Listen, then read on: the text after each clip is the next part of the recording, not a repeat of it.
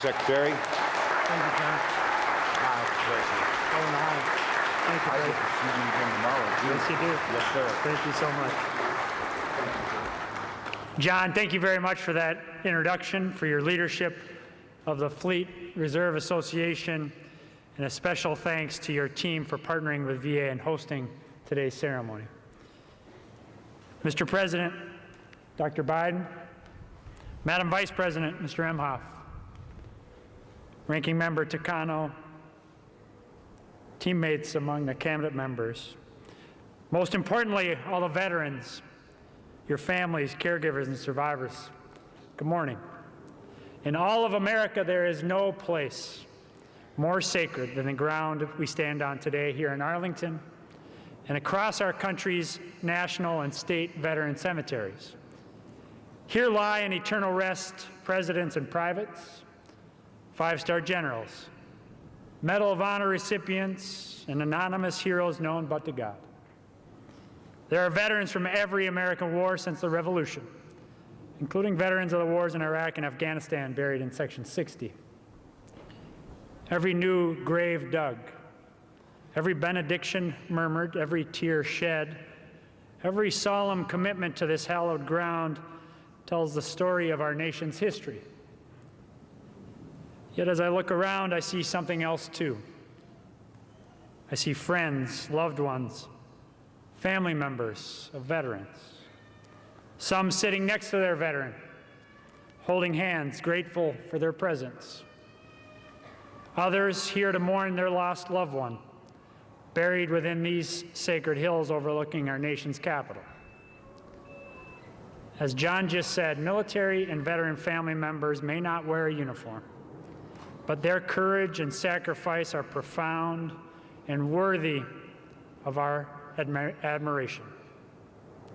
Military families endure the hardships of long deployments and training exercises without their loved ones. They pick up their lives and move across the country, even across the globe when their service member gets a new assignment. They selflessly care for the injured or ill service member or veteran when they're unable to care for themselves. So we're here today to honor them as well. I'm thinking of veteran family members like Angela Bell.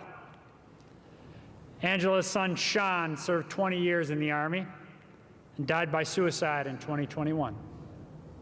Angela has dedicated her life to helping other families avoid that same devastation. I'm thinking of Cindy and Lee Stover, who've cared for their son, Joe, a Navy veteran, since he was partially paralyzed after a traumatic brain injury. Cindy and Lee show that veteran caregivers are heroes too. I'm thinking of Danny Ingram, Marine veteran, husband to a fellow Marine, Staff Sergeant Eric Alva, the first Marine seriously injured in the Iraq War. Danny fights for all veterans and family members, saying that, like so many military spouses, I do what I can to be supportive of someone who's not only my love, but also my hero. I'm thinking of Ellen Gustafson, wife of an active duty Navy SEAL. Ellen brings together veterans and military family members to volunteer as poll workers, strengthening our nation and its democracy through public service. I'm thinking of Jeremy Hilton, Navy veteran and Air Force spouse. Jeremy has found a new mission, advocating for military children with special needs. And I'm thinking of family members like VA's Deputy Secretary Tanya Bradshaw, Army combat vet, spouse, daughter, granddaughter of combat veterans. An example of the shared family value of service that is so often passed down from one generation to another. Of course, we have another strong military family in attendance today. The surviving mother and father of Iraq combat vet, Major Bo Biden. President Biden and Dr. Biden have been unrelenting in their advocacy for veterans and their families. President Biden has spent his entire career fighting like hell for veterans, just as he charged me and my VA teammates to do 4 years ago. He has continuously demanded that VA deliver more care and more benefits to more vets than ever before. Mr. President, thank you for your no-nonsense, frequently personally delivered in unmistakable fashion. Demand that VA take care of vets. Thank you for reminding us that we still have so much work to do. And thank you for always, always keeping the faith. With that, it is my great privilege and my profound honor to introduce the 46th President of the United States of America, Joe Biden.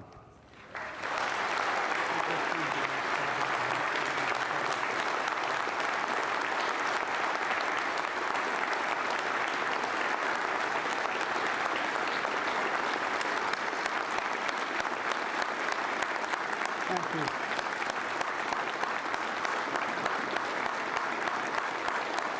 Thank you, thank you, thank you. It's a great honor to be standing here again.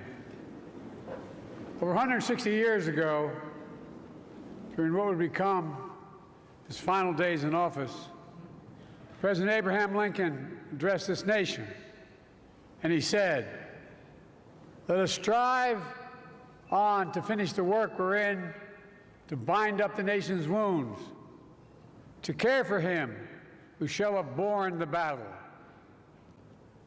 My fellow Americans, First Lady, Vice President Harris, and Second Gentleman, Secretary Blinken, Austin, McDonough, Mayorkas, Chairman Brown, most importantly, our veterans, service members, and their families.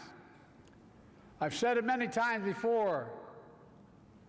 I got in trouble for saying it when I was a young senator. I said, we have many obligations, but only one truly sacred obligation. Sacred. To prepare those we send into harm's way and to care for them and their families when they return home and when they don't. It's an obligation, not based on party or politics, but on a promise that unites us all.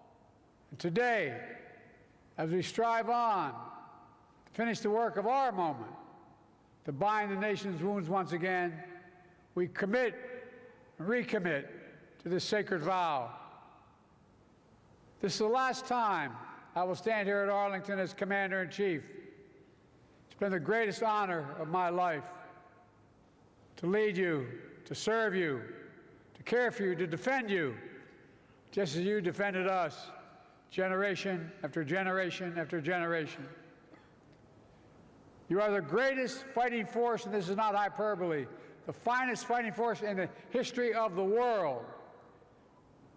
I'll never forget standing at Valley Forge, where our nation's first soldiers laid down their lives to deliver a nation where everyone is entitled to inalienable rights, life, liberty, pursuit of happiness.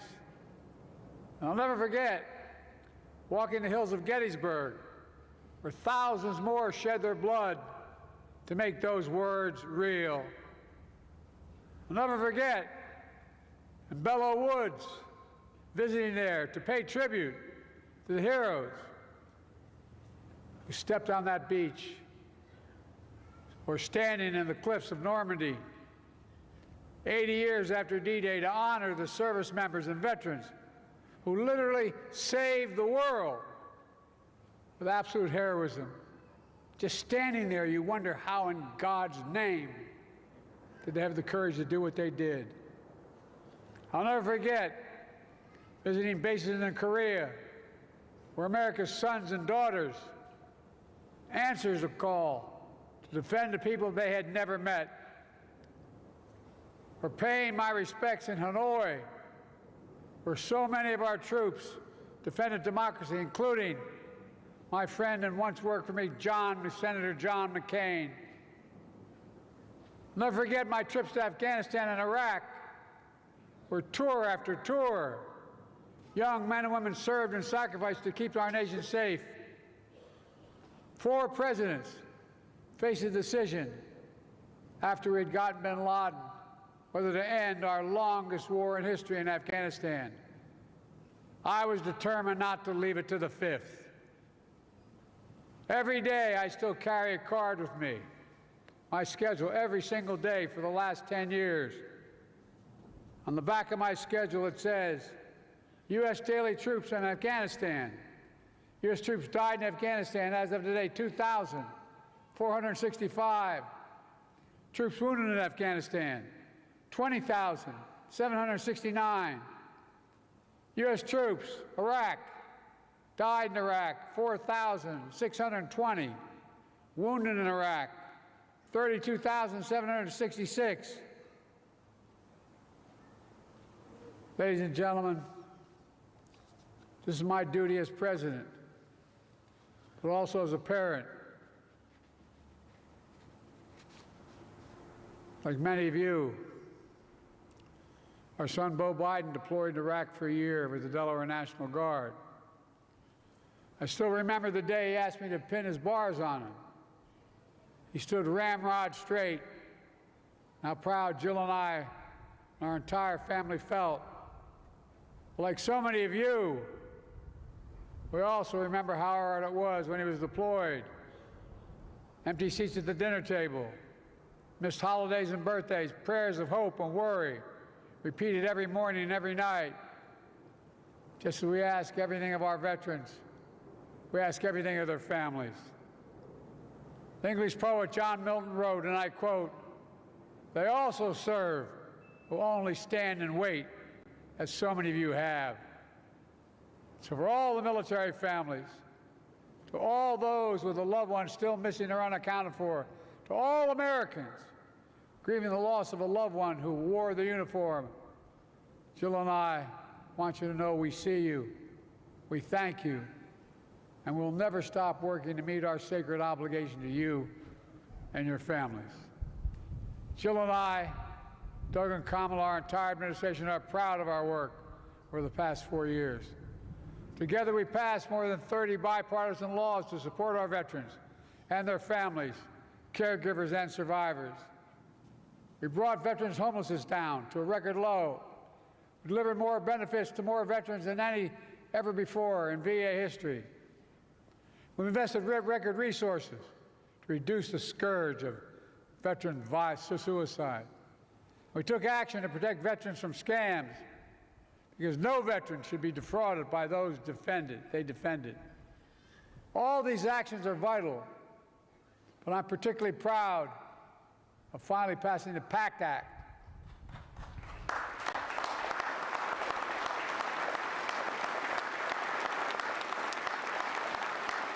This is the most significant law in our history, our nation's history, to help millions of veterans who are exposed to toxins like Agent Orange and burn pits during their military service. Pits the size of football fields that incinerated the wastes of war, tires, chemicals, batteries, jet fuel, and so much more. Pits that left too many veterans with headaches, numbness, dizziness, asthma, and cancer. The PACT Act has already helped over 1 million veterans and their families get the benefits they deserve. They deserve those benefits.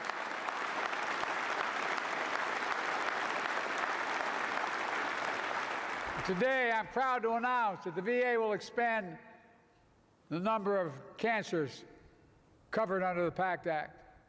And to all veterans who served at K2 Air Base in Uzbekistan, constantly surrounded by toxins, we want to honor you. We want to have your back, just like we did in Agent Orange, just like we're going to rule to make sure you don't have to prove your illness as a consequence of your service, which is often too hard to do.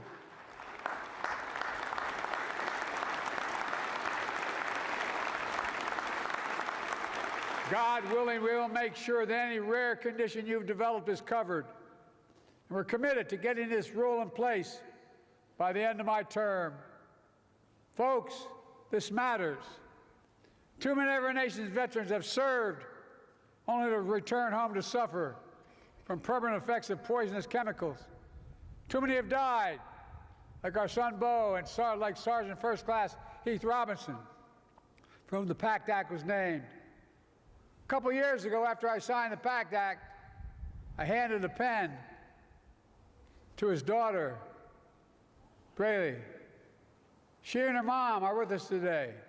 I don't know where you are, but God love you. There they are. Stand up, ladies.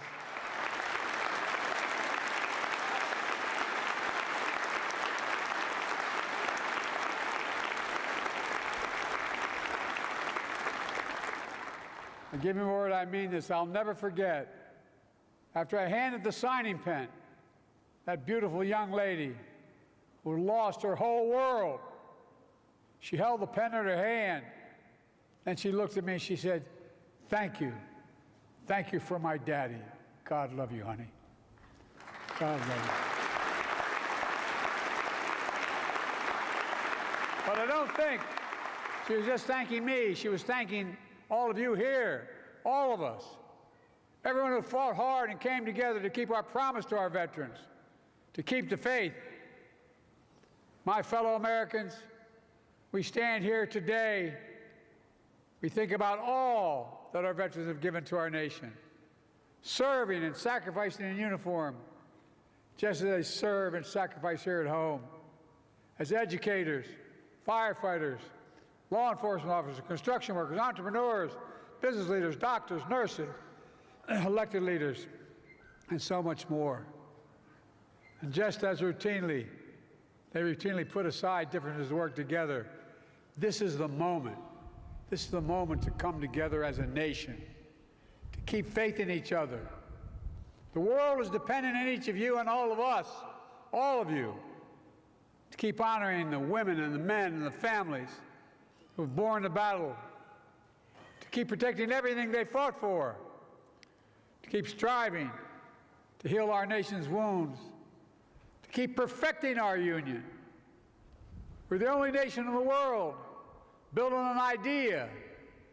Every other nation is based on things like geography, ethnicity, religion.